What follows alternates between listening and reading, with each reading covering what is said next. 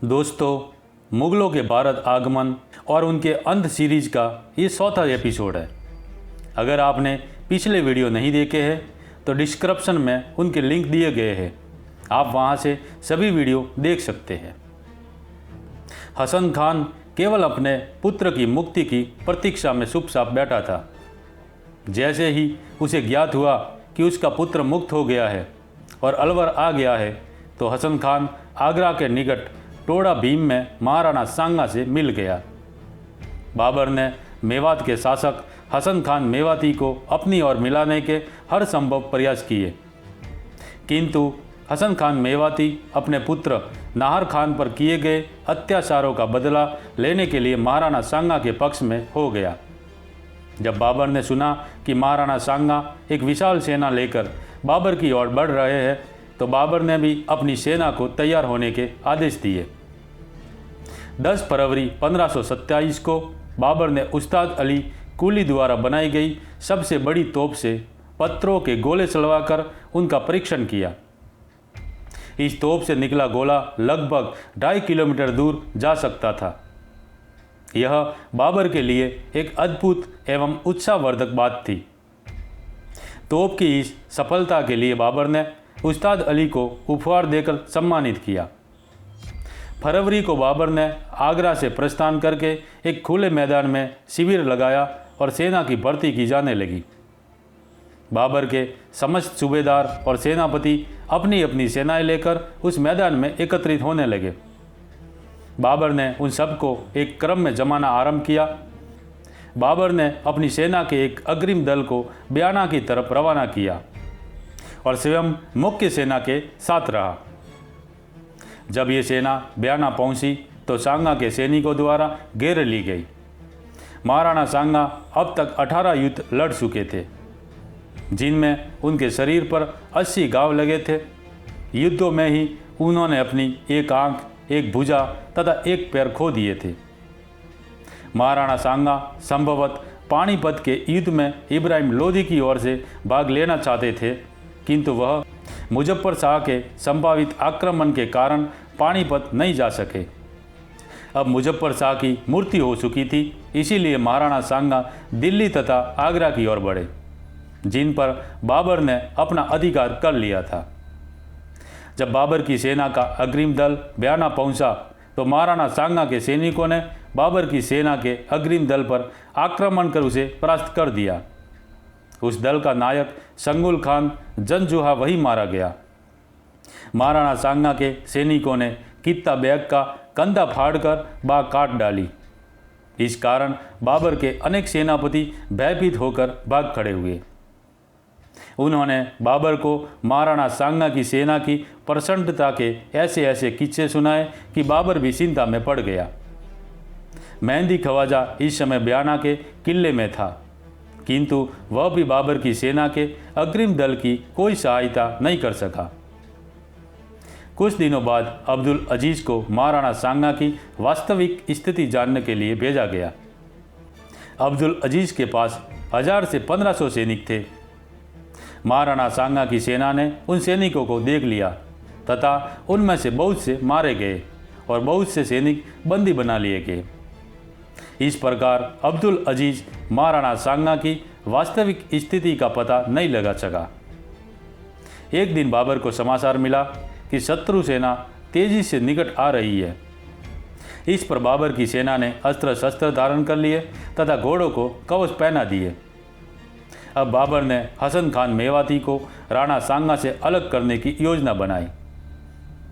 बाबर ने एक सेना मेवात के लिए रवाना की ताकि वह मेवात में लूटपाट करके अशांति फैला दे और हसन खान मेवाती को युद्ध का मैदान छोड़कर मेवात जाना पड़े। किंतु हसन खान एक अनुभवी सेनापति था, इसीलिए वह मोर्चा छोड़कर नहीं गया। जब फरवरी 1527 में महाराणा सांगा आगरा की ओर बढ़ने लगे तो बाबर भी अपनी सेना लेकर महाराणा सांगा से युद्ध करने के लिए चल पड़ा। महाराणा की सेना ने बाबर की सेना के कई अग्रिम दलों पर हमला करके उन्हें भारी क्षति पहुंचाई। इस कारण बाबर की सेना में सांगा की सेना का आतंक फैल गया और वह तोप गाड़ियों एवं लकड़ी की तीपाइयों के पीछे छिप कर रहने लगे। उन्हीं दिनों शरीफ मोहम्मद नामक एक ज्योतिषी ने भविष्यवाणी की कि इस युद्ध में बाबर की पराजय होगी। इससे बाबर की सेना में और अधिक घबराहट फैल गई। अपनी हतोत्साही सेना को बाबर ने एकत्रित करके भाषण दिया और उन्हें जिहाद करने को उकसाया और काफिरों से लड़ाई करते हुए मरने पर जन्नत में 72 हूरों से मिलने का सपना दिखाकर उत्साहित किया।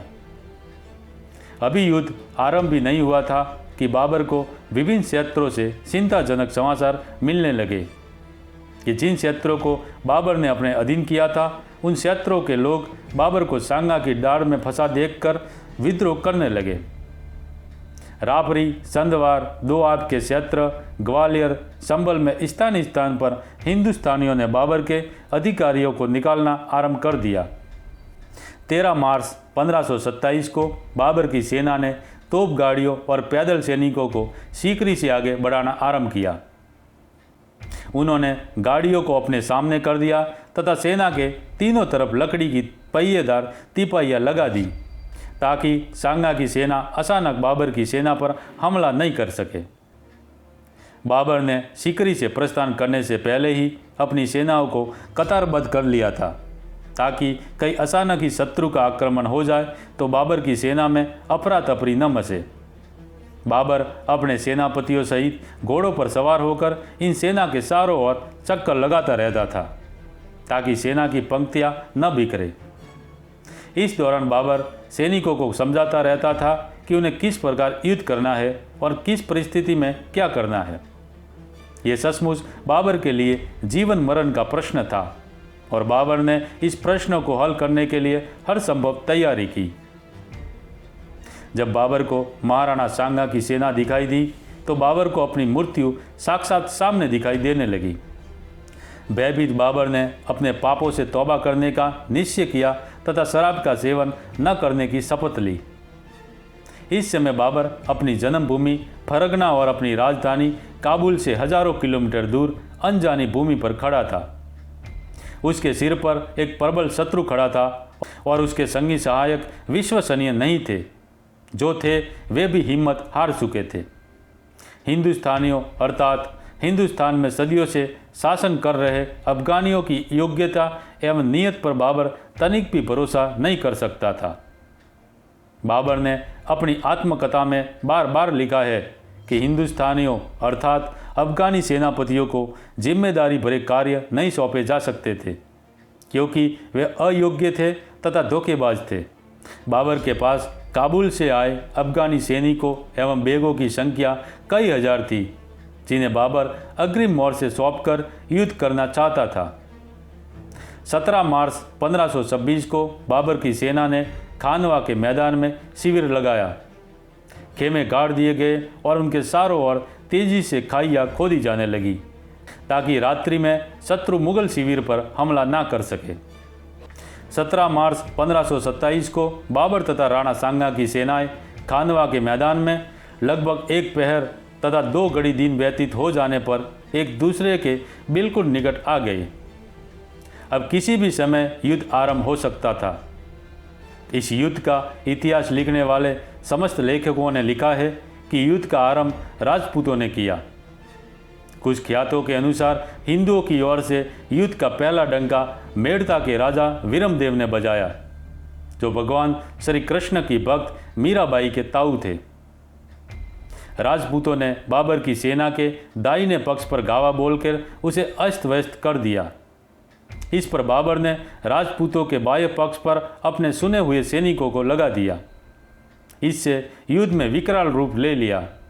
थोड़ी ही देर में राजपूतों की सेना में घुसने के लिए दाएं पक्ष तथा मध्यम भाग का मार्ग खुल गया।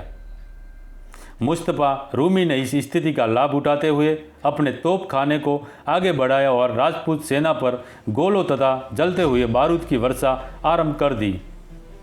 मुगलों के बाह्य पक्ष पर भी भयानक युद्ध हो रहा था। इसी समय तुलगमा सेना ने हिंदुओं पर पीछे से आक्रमण किया। देखते ही देखते हिंदू सेना चारों ओर से घेर ली गई।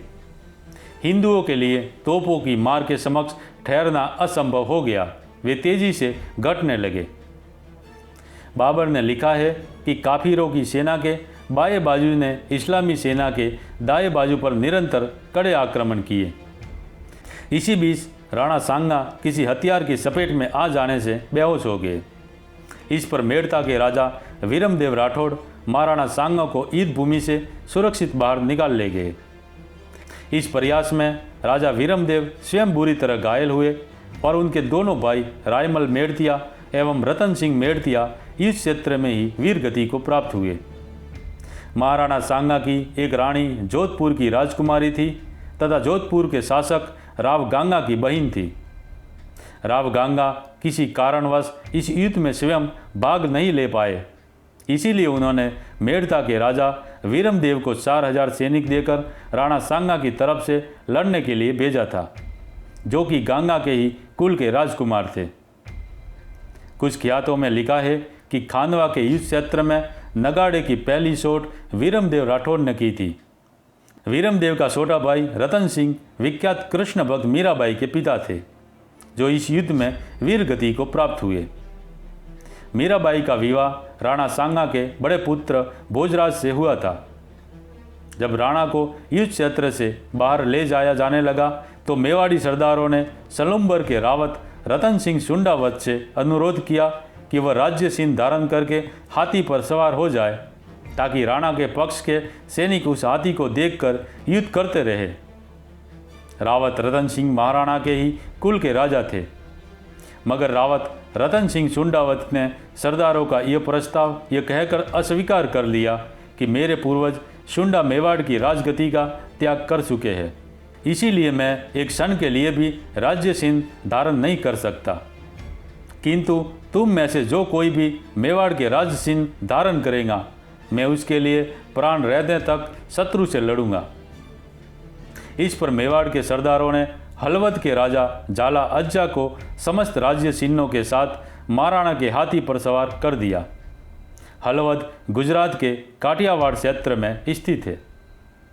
समस्त हिंदू सेना जाला अज्जा को ही महाराणा समझकर युद्ध करती रही। वे मुगल सेना को चीरते हुए बाबर के निकट पहुंच गए। इसी समय राजपूतों पर तोपों के गोले बरसाए गए और राजपूतों को एक बार फिर पीछे हट जाना पड़ा। यह एक विचित्र युद्ध था।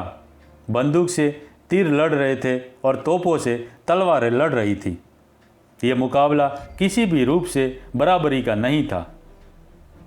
डूंगरपुर के राजा उदय सिंह, अंतर्वेद के माणिक चंद चौहान, चंद्रभान चौहान, रतन सिंह सुंडावत, जाला अज्जा, रामदास सोनगरा, परमार गोगलदास और खेतसी आदि अनेक हिंदू राजा इस युद्ध में वीर गति को प्राप्त हुए। इस प्रकार राजपूताना के अनेक राजाओं तथा उनकी सेनाओं ने इस युद्ध में अपने प्राणों की आहुति दी, मगर हिंदुओं की हार हुई। राजपूतों की तलवारें जिहादियों की तोपों के आगे मजबूर थी। दोस्तों, ऐसे ही ऐतिहासिक जानकारियाँ पाने के लिए हमारे चैनल रंग केसरी को सब्सक्राइब जरूर करें।